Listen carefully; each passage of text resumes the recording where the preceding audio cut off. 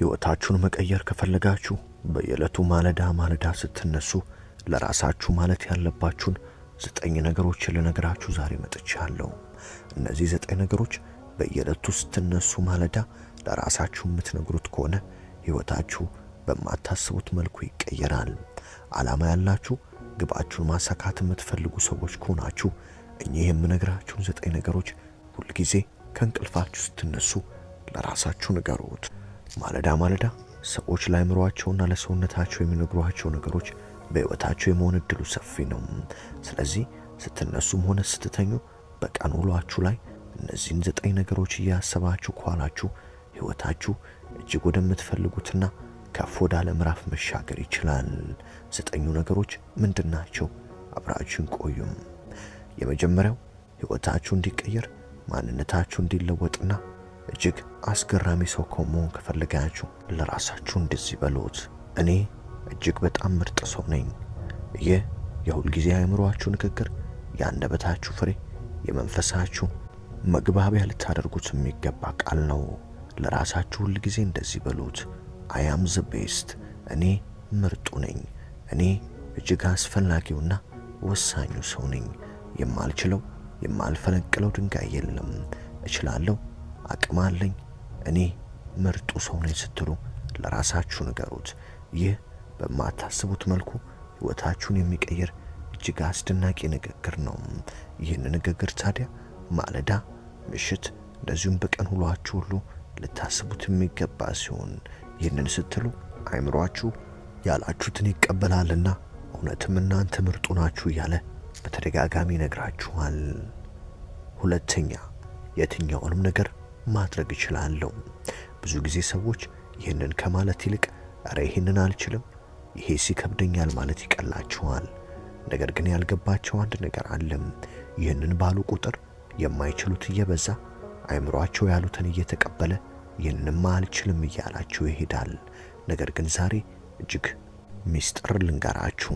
ሁል ጊዜ እችላለሁ፣ የትኛውንም ነገር ማድረግ አያቅተኝም ስትሉ ለራሳችሁ ንገሩት። ይህ ወደማታስቡት ከፍታ፣ ወደማታስቡት ልዕልና ይወስዳችኋል።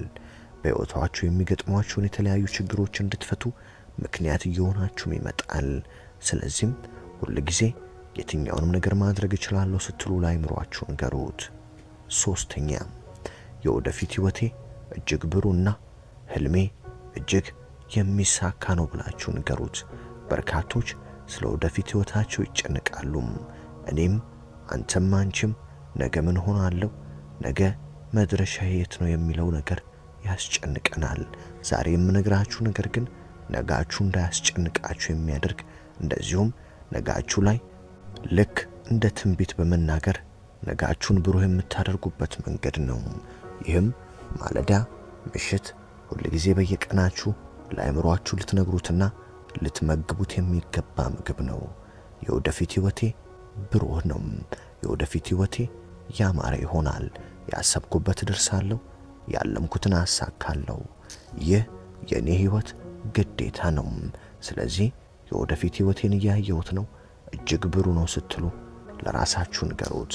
ይህንን ስትነግሩት አእምሮአችሁ ይህንን መቀበልና ከፍ ወዳለ ደረጃ መድረስ ይጀምራል። እናንተም የወደፊት ሕይወታችሁን ብሩህ የማድረጊያ መጥረጊያ ይዛችሁ እየጠረጋችሁ ትቀጥላላችሁ። አራተኛ፣ በየቀኑ የተሻልኩ ሰው ሆናለሁ። ይህ እጅግ አስፈላጊው ምዕራፍ ነው። በየዕለቱ አንዳች ነገር አሻሽላለሁ ስትሉ ለአእምሮአችሁ ንገሩት፣ አድርጉት።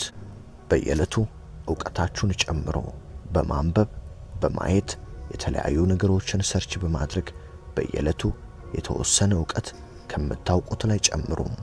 ምናልባት ደግሞ የአካል ብቃት እንቅስቃሴ ጀምሩ። ሰውነታችሁን በየዕለቱ የተወሰነ ጥንካሬ እየሰጣችሁ ታሳድጉታላችሁ። ስለዚህ በየዕለቱ ጠንካራ መሆን ግዴታ ነው። በየዕለቱ እሻሻላለሁ ስትሉ ለአእምሮአችሁ ንገሩትም። አምስተኛ፣ ጠንካራ ሰራተኛ ሆናለሁ። ይህ እጅግ አስፈላጊውና አእምሮአችን ስንፍናን የሚቃወምበት ትልቁ ሚስጥር ነው።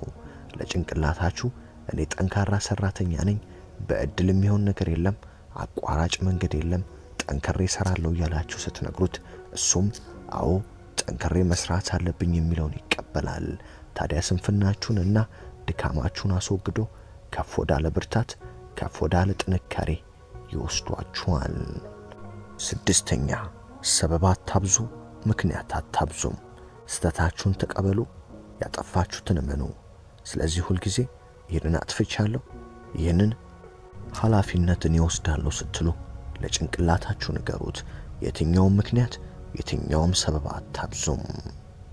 ሰባተኛ የተወለድኩት ለትልቅ ነገር ነው፣ የተወለድኩት ትልቅ ሰው ለመሆን ነው ስትሉ ለአእምሮአችሁ ንገሩት። ይህ እጅግ አስፈላጊው የህይወት ምስጢር ነው። ለአእምሮአችሁ የተፈጠርኩት ወደዚች ምድር የመጣሁት አንዳች ነገር ለማሳካትና ከፍ ወዳለ ምዕራፍ ለመሻገር ነው ብላችሁ ስትነግሩት አእምሮአችሁ ይህንን ይቀበላል።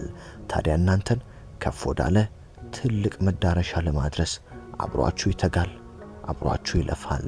ስለዚህ ሁሉ ጊዜ ለአእምሮአችሁ ስትነግሩት የተወለድኩት ለትልቅ ነገር ነው፣ የተፈጠርኩት ለዓላማ ነው፣ እዛ መድረስ አለብኝ፣ እተጋለሁ ስትሉ ንገሩት።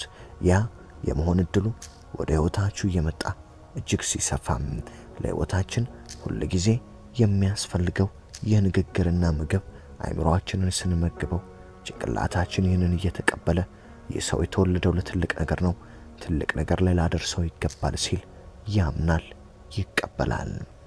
ስምንተኛ የሰዎች አመለካከትና አስተሳሰብ እኔን አይጎዳኝም፣ አይመለከተኝም ስትሉ ለአእምሮአችሁ ንገሩት። እዚህ ምድር ላይ ያሉ የገዛ ቤተሰቦቻችሁ በእናንተ ላይ አምኖ ሊተቿችሁ፣ ሊቃወሟችሁ፣ እንደዚሁም በየዕለቱ የማይሆኑ አሉታዊ ሐሳቦችን ሊሰነዝሩ ይችላሉ።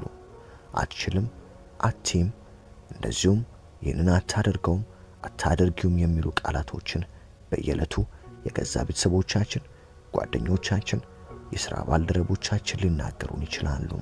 ነገር ግን ለአእምሮአችሁ የሰዎች የትኛውም አሉታዊ አመለካከት እኔን አይጎዳኝም፣ እኔ ላይ አይደርስብኝም ስትሉ ልትነግሩት ይገባል። ያን ጊዜ አእምሮአችሁ እጅግ ጠንካራ ከመሆኑ የተነሳ ሰዎች የትኛውንም አስተያየትና ሐሳብ ቢሰጡት አይቀበልም፣ አይሰማም። የትኛውም አሉታዊ አስተሳሰብ አይሰብረውም፣ አያንበረክከውም። ስለዚህ ሁል ጊዜ ለአእምሮአችሁ እኔ የሰዎች አሉታዊ አመለካከት አያጠቃኝም፣ ጥንካሬን አይጎዳም፣ ሰዎች የፈለጉትን ማለት የማሰብ መብት አላቸው፣ እኔ ግን አይመለከተኝም ስትሉ ልትነግሩት ይገባል። ዘጠነኛ ለአእምሮአችሁ ሕይወት እጅግ ውድ መሆኗን ንገሩት። ሕይወት ውድ ናት። እቺን ሕይወት ልትንከባከባትና ልታቅፋት፣ ልታባብላት ይገባል ስትሉ ንገሩት። በርካቶች የሕይወትን ውድነት፣ የሕይወትን እጅግ ትልቅነት ሳይረዱ በየቀኑ ያባክኑታል፣ በየቀኑ እንደዚሁ ያታልሉታል። ሕይወት እጅግ ውድ ነው። ሕይወት የከበረ ብርቅ፣ ያልተለመደ ክቡር ነው ስትሉ ለአእምሮአችሁ ልትነግሩት ይገባል። ይህን ጊዜ የገዛ አእምሮአችን ሕይወት ውድ መሆኗን ሲረዳ ላለማባከን ይተጋል። ዋነኛው ቁልፍ ያለው ጭንቅላታችን ላይ ነውና ያንን ስንተጋ ሕይወት መቀየር ይጀምራል፣ ወደ ሰውነታችን ይሰራጫል፣ ወደ አሰብንበት ትልቅ ዓላማ እንደርሳለን።